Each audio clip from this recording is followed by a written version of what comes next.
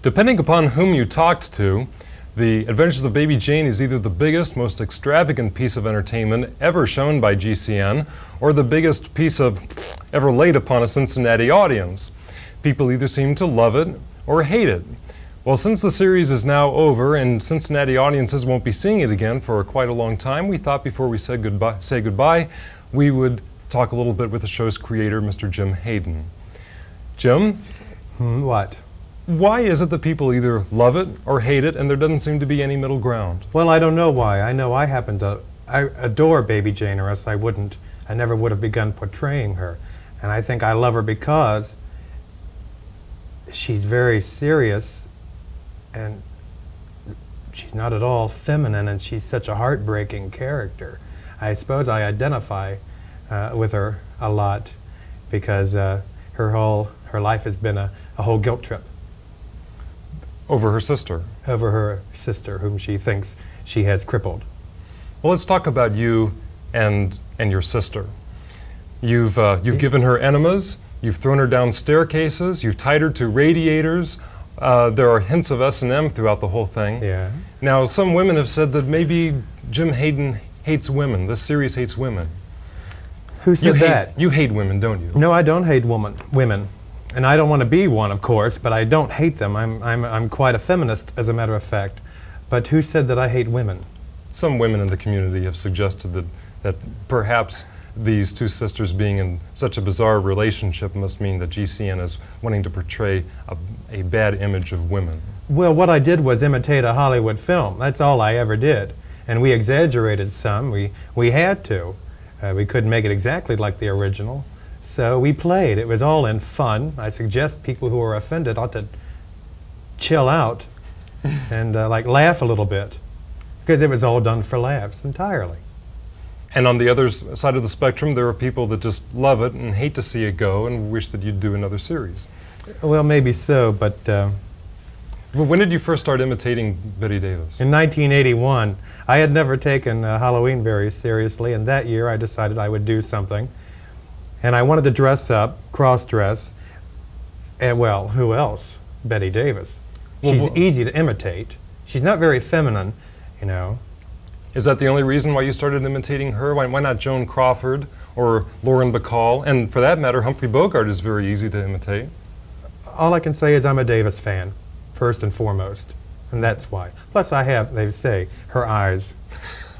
Big bug eyes. What is it about Bette Davis that you like? Longevity. She hangs in there? She hangs in there. She keeps on hanging in there. And I like strong women. Did you ever dream that you'd be doing a series based on Baby Jane? Never.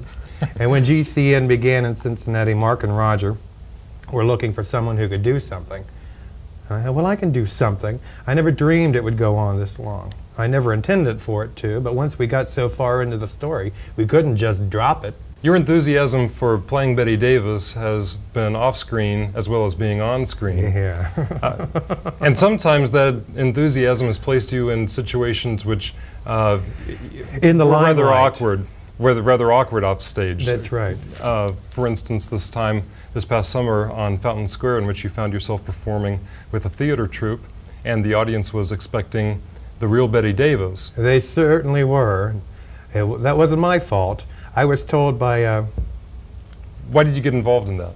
Well, because it was different, and I didn't... When I was asked, I didn't want to not do it. I don't think I'm a coward. So I didn't want to not do it.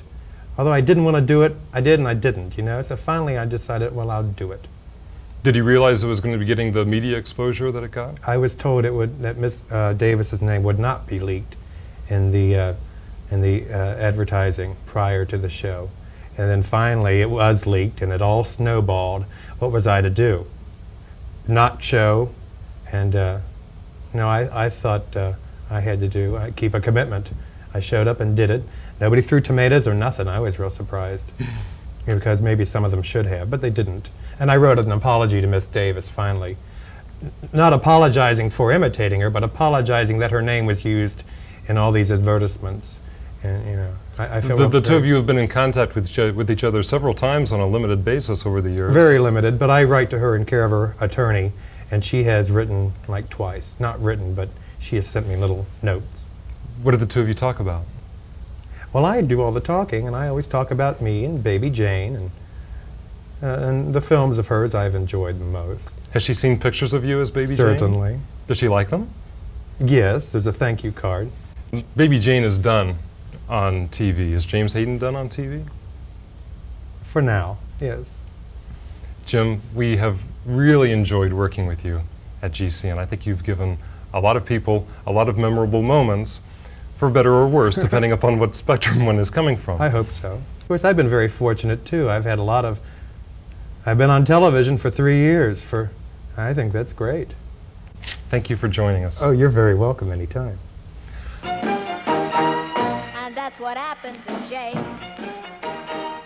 What really happened to Jane?